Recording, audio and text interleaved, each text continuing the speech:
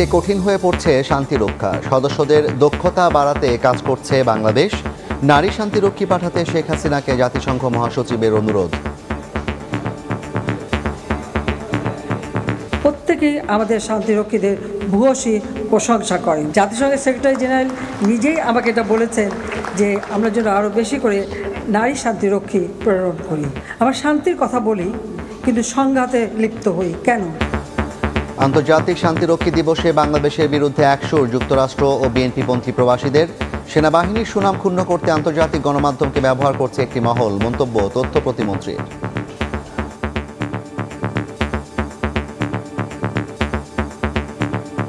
বাংলাদেশ সেনাবাহিনী তার মান সম্মান, তার ইন্টিগ্রিটি, সেটিকে টার্গেট করেছে। একটি গোষ্ঠী, একটা সিন্ডিকেট করেছে, একটা নেক্সাস তৈরি করেছে, করে তারা এইভাবে আন্তর্জাতিক কিছু গণমাধ্যমকে ব্যবহার করে এই ধরনের অপপ্রচার তারা করছে। দেখছিলেন প্রধান শিরোনাম, রাতের সময় সঙ্গে আছি আমি জাফর সাদিক। এবার অন্যান্য শীর্ষ সংবাদ। রাজনীতির মাঠে বেনজির আজিজ বিতর্ক, ব্যক্তিগত ঘটনার দায় নেবে না কোনো বাহিনী, বলছে আওয়ামী লীগ। দুর্নীতি ও অধিকার হরণের দায় নিয়ে সরকারকে পদত্যাগের আহ্বান বিএনপির।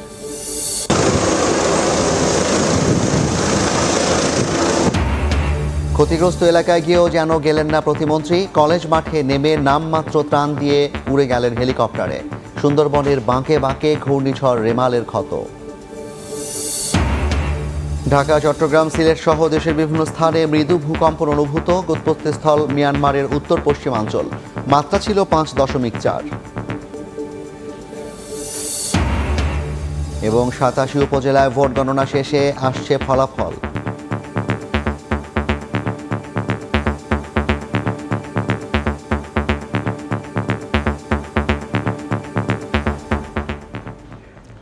বিশ্বে শান্তিরক্ষা কঠিন হয়ে পড়ছে বলে মন্তব্য করে প্রধানমন্ত্রী শেখ হাসিনা বলেছেন, সদস্যদের দক্ষতা বাড়াতে কাজ করছে বাংলাদেশ।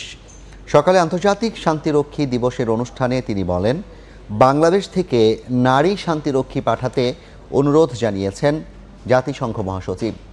এ সময় যুদ্ধ ও অস্ত্র প্রতিযোগিতা না করে মানব কল্যাণে অর্থ ব্যয়ের আহ্বান জানান তিনি। শান্তি প্রতিষ্ঠায় নিয়োজিত বীর যোদ্ধাদের সম্মানে প্রতিবছর 29 মে পালন হয়ে আসছে আন্তর্জাতিক জাতিসংঘ শান্তিরক্ষী দিবস। বুধবার বঙ্গবন্ধু আন্তর্জাতিক সম্মেলন কেন্দ্রে দিবসটির আনুষ্ঠানিকতায় যোগ দেন প্রধানমন্ত্রী শেখ হাসিনা। তুলে ধরেন বিশ্বে শান্তি প্রতিষ্ঠায় বাংলাদেশের অঙ্গীকারের কথা। প্রত্যেকেই আমাদের শান্তিরক্ষীদের ভূয়সী প্রশংসা করেন। বক্তব্যে চ্যালেঞ্জময় নতুন বৈশ্বিক বাস্তবতায় শান্তিরক্ষী মিশনে বাংলাদেশের সদস্যদের আরও বেশি প্রশিক্ষিত করে পাঠানোর কথা জানান সরকার প্রধান। বলেন, বাংলাদেশ থেকে এখন আরও বেশি নারী সদস্য নিতে আগ্রহী জাতিসংঘ। জাতিসংঘের সেক্রেটারি জেনারেল নিজেই আমাকে এটা বলেছেন যে আমরা যেন আরও বেশি করে নারী শান্তিরক্ষী প্রেরণ করি। বাংলাদেশের শান্তিরক্ষীগণ যাতে বিশ্বের সবচেয়ে চ্যালেঞ্জিং এবং বিপজ্জনক অঞ্চলসমূহে সৃষ্ট পরিস্থিতি মোকাবেলা করতে পারে, সেজন্য তাদের সময়োপযোগী প্রশিক্ষণ দিয়ে প্রস্তুত রাখা হয়েছে। এ সময় যুদ্ধ ও অস্ত্র প্রতিযোগিতায় টাকা না ঢেলে জলবায়ু পরিবর্তনের অভিঘাত মোকাবেলা সহ মানব কল্যাণে অর্থ ব্যয় করতে ক্ষমতাধর দেশগুলোর প্রতি আহ্বান জানান শেখ হাসিনা। যুদ্ধ মানব জাতির জন্য কি কল্যাণ বয়ে আনছে। আমরা শান্তির কথা বলি কিন্তু সংঘাতে লিপ্ত হই কেন? অস্ত্র তৈরি আর প্রতিযোগিতা, এই অর্থটা জলবায়ু অভিঘাত থেকে মানব জাতিকে রক্ষা করার জন্য সেই ফান্ডে সেই অর্থ দিতে পারে এবং ক্ষুধার্ত এবং শিক্ষা বঞ্চিত যে সমস্ত শিশুরা, তাদেরও শিক্ষা এবং স্বাস্থ্য ও ক্ষুধা নিবৃত্ত করবার জন্য ব্যবহার করতে পারে। পরে বিভিন্ন মিশনে কর্মরত সশস্ত্র বাহিনী ও পুলিশ সদস্যদের সঙ্গে ভার্চুয়ালি কুশলাদি বিনিময় করেন সরকার প্রধান। এ সময় বিশ্ব পরিমণ্ডলে দেশের ভাবমূর্তি উজ্জ্বল রাখতে শান্তিরক্ষীদের আন্তরিকতা ও পেশাদারিত্ব বজায় রেখে কাজ করতে বলেন প্রধানমন্ত্রী। বিজয়ী জাতি হিসেবে মর্যাদা নিয়ে চলতে হবে, মাথা উঁচু করে। ফারুক ভিয়া, রবিন, সময় সংবাদ, ঢাকা। একটি গোষ্ঠী বাংলাদেশের বিরুদ্ধে ষড়যন্ত্রে লিপ্ত, আর তারাই ডয়চে ভেলেকে দিয়ে বাংলাদেশের সেনাবাহিনীর বিরুদ্ধে ডকুমেন্টারি করিয়েছে বলে মন্তব্য করেছেন তথ্য ও সম্প্রচার প্রতিমন্ত্রী মোহাম্মদ আলী আরাফাত। দুপুরে তথ্য ভবনে বাংলাদেশ প্রেস কাউন্সিল পদক প্রদান অনুষ্ঠানে তিনি বলেন, এবার টার্গেট করে সেনাবাহিনীর সুনাম ক্ষুণ্ণ করতে আন্তর্জাতিক গণমাধ্যমকে ব্যবহার করেছে গোষ্ঠীটি। ডয়চে ভেলে আপনারা চেনেন, DW, তারা একটি ডকুমেন্টারি বানিয়েছে। তারা টার্গেট করেছে একটা প্রতিষ্ঠানকে এবং এই দেশকে, বাংলাদেশ সেনাবাহিনী তার মান সম্মান, তার ইন্টিগ্রিটি সেটিকে টার্গেট করেছে এবং আন্তর্জাতিকভাবে শান্তিরক্ষা মিশনে আমাদের যে পারফরমেন্স, আমরা গোটা বিশ্বব্যাপী আমাদের যে সুনাম, সেই সুনামকে ক্ষুণ্ণ করার জন্য, আমাদেরকে খাটো করে দেখানোর জন্য এক ধরনের ম্যালিশিয়াস, দুরভিসন্ধিমূলক একটি অপপ্রচারমূলক একটি ডকুমেন্টারি তারা তৈরি করেছে। বাংলাদেশকে খাটো করার জন্য একটি গোষ্ঠী একটা সিন্ডিকেট করেছে, একটা নেক্সাস তৈরি করেছে, করে তারা এইভাবে আন্তর্জাতিক কিছু গণমাধ্যমকে ব্যবহার করে এই ধরনের অপপ্রচার তারা করছে। আজিজ বেনজিরের দায় নিয়ে আওয়ামী লীগ সরকারের পদত্যাগ দাবি করেছেন বিএনপি মহাসচিব মির্জা ফখরুল ইসলাম আলমগীর। তার অভিযোগ, দুর্নীতিবাজ ও জনগণের অধিকার হরণ করাদের সৃষ্টি করেছে সরকার। আর আওয়ামী লীগ সাধারণ সম্পাদক ওবায়দুল কাদের বলেছেন, ব্যক্তির অপরাধের দায় নেবে না কোনো বাহিনী, অপরাধীদের চিহ্নিত করে ব্যবস্থা নেওয়ার বিষয়ে বদ্ধপরিকর সরকার।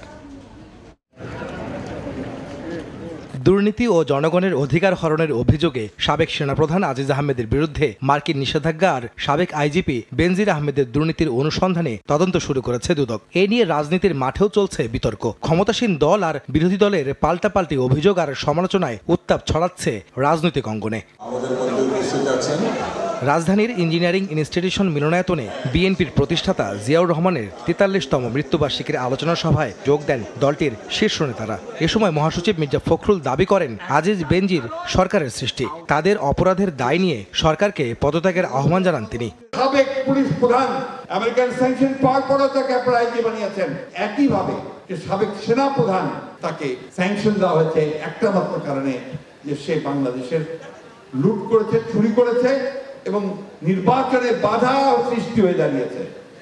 বন্ধুগণ, এই দায় কি শুধু ওদের, না এই দায় এই সরকারের, যারা আজকে জোর করে ক্ষমতা দখল করে বসে আছে, যে এখন আপনাদের রিজাইন করা উচিত এই কারণে।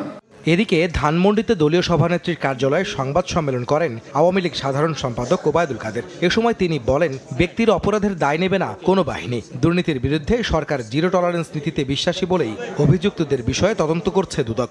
তারা যেটা প্রচারণা চালাচ্ছে বেনজির, আজিজ আহমদের আওয়ামী লীগের সৃষ্টি, যা যার ব্যক্তিগত ব্যাপার। আমরা তো একটা প্রতিষ্ঠানকে দায়ী করতে পারি না। এখন ব্যাপারটা যখন প্রকাশ্যে এসেছে, তখন দুদক তদন্ত করছে, যে যতটা করেছে অপকর্ম, অপরাধ, সেই জন্য শাস্তি তাকে পেতেই হবে।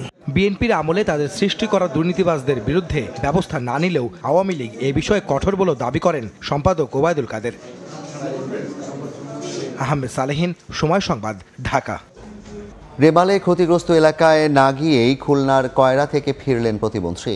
হেলিকপ্টার থেকে কলেজ মাঠে নেমে নামমাত্র ত্রাণ বিতরণ করে ফের উড়ে গেলেন। যদিও এক সপ্তাহের মধ্যে প্রয়োজনীয় উদ্যোগ নেওয়ার কথা জানিয়েছেন প্রতিমন্ত্রী। এদিকে ঘূর্ণিঝড় রেমালের তাণ্ডবের পর এখন উপকূলবাসীর বড় চ্যালেঞ্জ ভেঙে যাওয়া বাঁধ পুনর্নির্মাণ।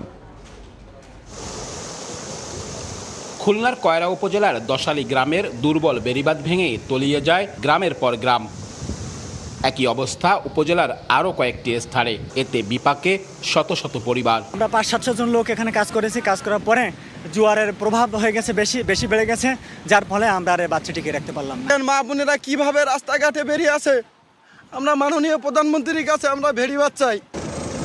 এমন পরিস্থিতিতে বেলা 11:30টার দিকে হেলিকপ্টারে ক্ষতিগ্রস্ত এলাকা পরিদর্শনে যান দুর্যোগ ব্যবস্থাপনা ও ত্রাণ প্রতিমন্ত্রী মোহাম্মদ মহিবুর রহমান। সেখানে নামমাত্র ত্রাণ দিয়ে তিনি চলে যান। এতে ক্ষোভ প্রকাশ করে দুর্গতরা। মাননীয় মন্ত্রী এই এলাকায়, এই জনপদে না আসায় এলাকার মানুষ খুবই ক্ষুব্ধ হয়ে গেছে। আমাদের এখানে আসলে সবচেয়ে ভালো হতো, দেখতো আমাদের সুখ দুঃখ।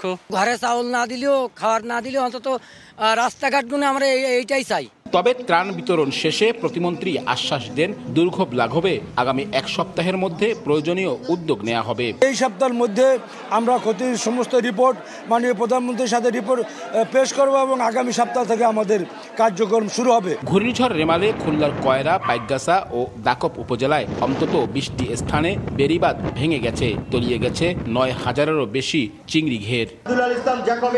এদিকে খুলনার কয়রার পর দুর্যোগ ব্যবস্থাপনা ও ত্রাণ প্রতিমন্ত্রী পরিদর্শনে যান ভোলার চরফ্যাশনে। সেখানে ঘূর্ণিঝড় রেমালে ক্ষতিগ্রস্ত 450 পরিবারকে সরকারের খাদ্য সহায়তা তুলে দেন। বলেন, দুর্গত এলাকার উন্নয়নে সরকার সব ধরনের ব্যবস্থা নেবে। আব্দুল্লাহ আল মামুন রুবেল, সময় সংবাদ। মৃদু ভূমিকম্পে কেঁপে উঠল ঢাকা, চট্টগ্রাম, সিলেট সহ দেশের বিভিন্ন এলাকা। সন্ধ্যা 7:15টার দিকে রাজধানী সহ দেশের বিভিন্ন এলাকায় এ ভূকম্পন অনুভূত হয়। উৎপত্তিস্থল মিয়ানমারের উত্তর পশ্চিমাঞ্চলের মাওলাইক শহর। রিখটার স্কেলে মাত্রা ছিল 5.4। এ সময় ঢাকা, চট্টগ্রাম, সিলেট, রাজশাহী, যশোর সহ দেশের বিভিন্ন এলাকার বাসিন্দারা ভূমিকম্প অনুভূত হওয়ার কথা জানান সামাজিক যোগাযোগ মাধ্যমে। তবে এখন পর্যন্ত কোনো ক্ষয়ক্ষতির খবর পাওয়া যায়নি।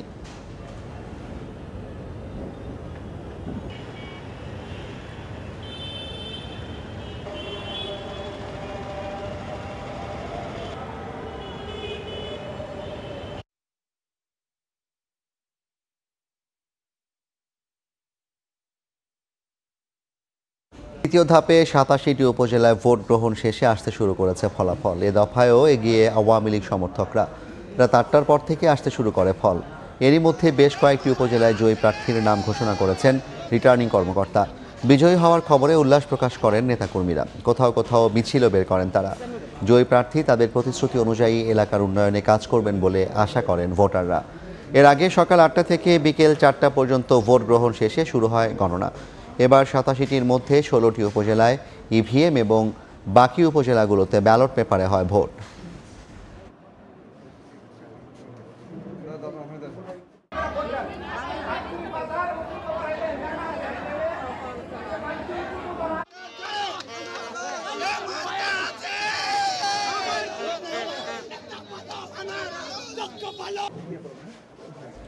তৃতীয় ধাপের উপজেলা নির্বাচন অবাধ, নিরপেক্ষ ও সুশৃঙ্খল হয়েছে বলে জানিয়েছেন প্রধান নির্বাচন কমিশনার কাজী হাবিবুল আউয়াল।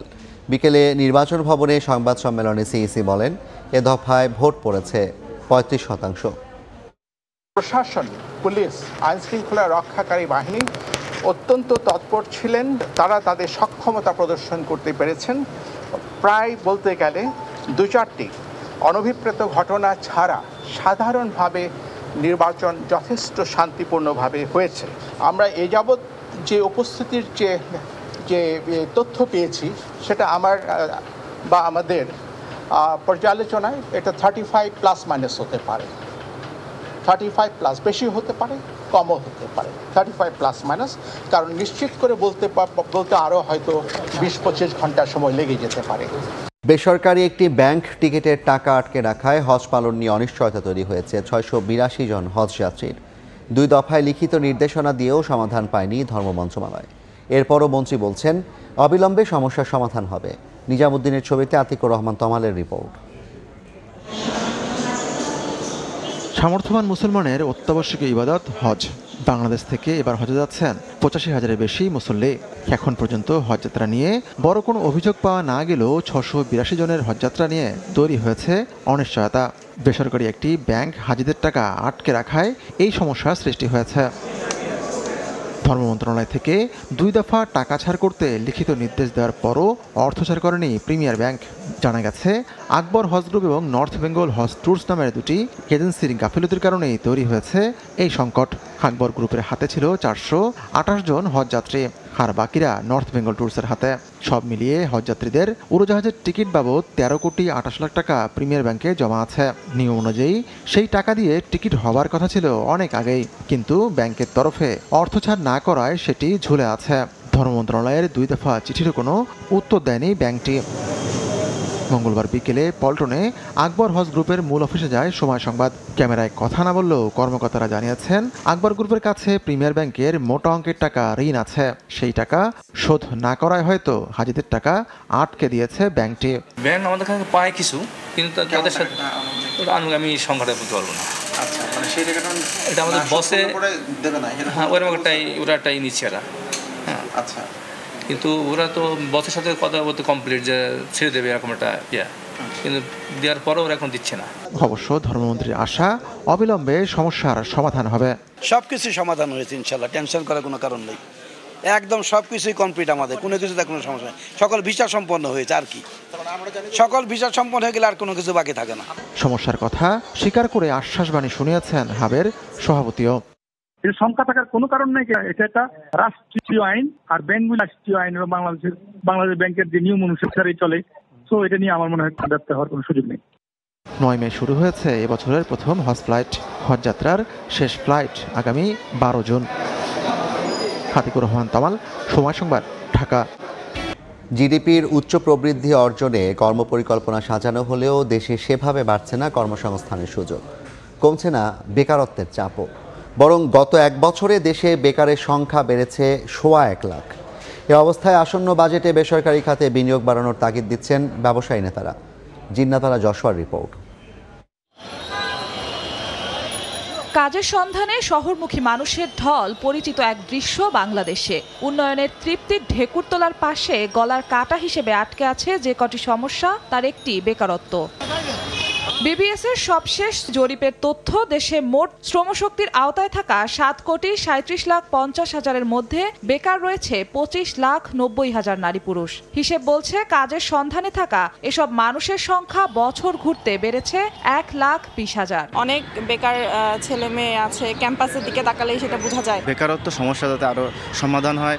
উদ্যোক্তারা বলছেন, বেসরকারি খাতে বিনিয়োগ বৃদ্ধি আর কর্মমুখী মানব সম্পদ তৈরিতে সরকারি মনোযোগ না বাড়ালে বাড়বে না কর্মসংস্থানের সুযোগ। কর্মসংস্থানমুখী বাজেট তৈরি করতে হয়, তাহলে আসলে জোর দিতে হবে বিনিয়োগ বাড়ানোর উপর। দেশে মোট জনসংখ্যার 70% কর্মক্ষম মানুষ থাকলেও ক্রমেই কমছে যুব শ্রমশক্তির হিস্যা। এ অবস্থায় সমৃদ্ধির পথে জনমিতিক সুবিধার সর্বোচ্চ সুযোগ কাজে লাগাতে আসছে বাজেটে বিশেষ নজর দেওয়ার পরামর্শ অর্থনীতিবিদদের। প্রাইভেট সেক্টর সেভাবে এমপ্লয়মেন্ট ক্রিয়েট করতে না পারে, তাহলে সরকারের তো তহবিল তৈরি করতে হবে। আজ থেকে 5-6 বছর আগে একটা তহবিল তৈরি করা হয়েছিল, একদিন 1,000 কোটি টাকা হওয়া উচিত ছিল, যেখান থেকে আসলে সহজ শর্তে তরুণরা ঋণ নিতে পারবেন।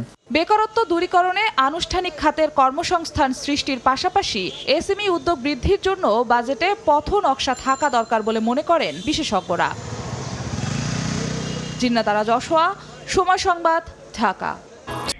দেখছেন রাতের সময়। খেলার খবর। বিশ্বসেরা অলরাউন্ডারের খেতাব হারালেন সাকিব আল হাসান। ওয়ানডে টেস্টের পর এবার টি-20 র্যাঙ্কিংয়েও নিজের মসনদ থেকে ছিটকে গেলেন বাংলাদেশ ক্রিকেটের পোস্টার বয়। যুক্তরাষ্ট্রের বিপক্ষে সিরিজ হারের প্রভাব পড়েছে অন্যদের র্যাঙ্কিংয়েও। তানজিদ তামিম এবং মুস্তাফিজ ছাড়া কম বেশি পিছিয়েছেন সবাই। কারো কাছে তিনি সুপারম্যান, কারো কাছে সুপার হিউম্যান। আর এক ভক্তের জবানিতে, একটা সময় বাংলাদেশের ক্রিকেটে যাকে ভাবা হতো শুধুই একটা নক্ষত্র, সময়ের পরিক্রমায় দেখা গেল তিনি নিজেই একটা ক্রিকেট আকাশ। সাকিব আল হাসান। কিন্তু দিন শেষে আকাশের নক্ষত্রেরও পতন হয়, আর সাকিব তো রক্ত মাংসের মানুষ, তারও শেষ আছে। যার শুরুটা হয়তো হয়ে গেল এই টি-20 বিশ্ব আসর থেকেই। এবার যে বিদায় বলার পালা। বিশ্বকাপ এখনো শুরু হয়নি, তার আগেই এই আলোচনা অনেকটা অবান্তর মনে হতে পারে, কিন্তু আইসিসি র্যাঙ্কিং বলছে বিশ্বকাপের আগেই শুরু হয়ে গেছে সেই শেষের শুরু। ক্রিকেটের নিয়ন্ত্রক সংস্থার প্রকাশিত শেষ র্যাঙ্কিংয়ে নিজের মসনদ হারিয়েছেন মিস্টার 75। ওয়ানডে টেস্টের পর এবার টি-20 অলরাউন্ডারের সেরার খেতাবটাও চলে গেল সাকিব আল হাসানের। সংক্ষিপ্ত সংস্করণের সেরা অলরাউন্ডার এখন ওয়ানিন্দু হাসারাঙ্গা। গেল মাসে জিম্বাবুয়ে সিরিজ চলাকালীনই একবার শীর্ষস্থান থেকে ছিটকে যান সাকিব, পরে আবার সিরিজের মাঝপথেই ফিরে আসেন নিজের পুরানো জায়গায়। কিন্তু বিশ্বকাপের প্রস্তুতির সিরিজে যুক্তরাষ্ট্রের বিপক্ষে একেবারেই নিজের নামের প্রতি সুবিচার করতে পারেননি আল হাসান। 3 ম্যাচে তিনি উইকেট পেয়েছেন মাত্র 1টি আর রান 36। আর এ কারণেই 5 রেটিং হারিয়ে র্যাঙ্কিংয়ের 2-এ এখন সাকিব। তার রেটিং পয়েন্ট 223, শীর্ষে থাকা হাসারাঙ্গার রেটিং 228। যদিও এই সিরিজে পাওয়া একটা উইকেটই ক্রিকেট দুনিয়ায় অমরত্ব পাইয়ে দিয়েছে তাকে। 700 উইকেট এবং 14,000 রানের ক্লাবে বিশ্বের একমাত্র ক্রিকেটার এখন বাংলাদেশের জান। বিশ্বকাপের আগে এই র্যাঙ্কিংয়ের অবনমন কিছুটা হলেও ধাক্কা দেবে টাইগারদের মননে, কারণ সাকিব যে শুধু একা নন, পিছিয়েছেন শান্ত লিটনরাও। এলকেডি 5 ধাপ পিছিয়ে আছেন এখন 40 নম্বরে, 44-এ আছেন টাইগার অধিনায়ক শান্ত। তবে 34 ধাপ এগিয়ে শীর্ষ 100-তে জায়গা পেয়েছেন তানজিদ তামিম, তার অবস্থান 84। 12 ধাপ এগিয়ে 60-এ আছেন তাওহিদ হৃদয়। বোলারদের র্যাঙ্কিংয়ে উন্নতি হয়েছে মুস্তাফিজের। যুক্তরাষ্ট্রের বিপক্ষে ক্যারিয়ার সেরা বোলিং করে সিরিজে 10 উইকেট নিয়েছিলেন কাটার মাস্টার। এই পারফরমেন্সের পর র্যাঙ্কিংয়ে 2 ধাপ এগিয়ে এখন 23 নম্বরে সাতক্ষীরা সাইনাইট। নিয়ন মোহাইমেন, সময় সংবাদ। এ পর্যায়ের শীর্ষ সংবাদগুলো জানিয়ে দিচ্ছি আরেকবার। বিশ্বে শান্তি রক্ষা কঠিন হয়ে পড়ছে, সদস্যদের দক্ষতা বাড়াতে কাজ করছে সরকার, জানালেন প্রধানমন্ত্রী। শান্তিরক্ষী দিবসে যুক্তরাষ্ট্র ও বিএনপিপন্থী প্রবাসীদের একসুর। রাজনীতির মাঠে বেনজির আজিজ বিতর্ক, ব্যক্তিগত ঘটনার দায় নেবে না কোনো বাহিনী, বলছে আওয়ামী লীগ। দুর্নীতি ও অধিকার হরণের দায় নিয়ে সরকারকে পদত্যাগের আহ্বান বিএনপি। এবং ঢাকা, চট্টগ্রাম, সিলেট সহ দেশের বিভিন্ন স্থানে মৃদু ভূকম্পন অনুভূত। উৎপত্তিস্থল মিয়ানমারের উত্তর পশ্চিমাঞ্চল। মাত্রা ছিল 5.4।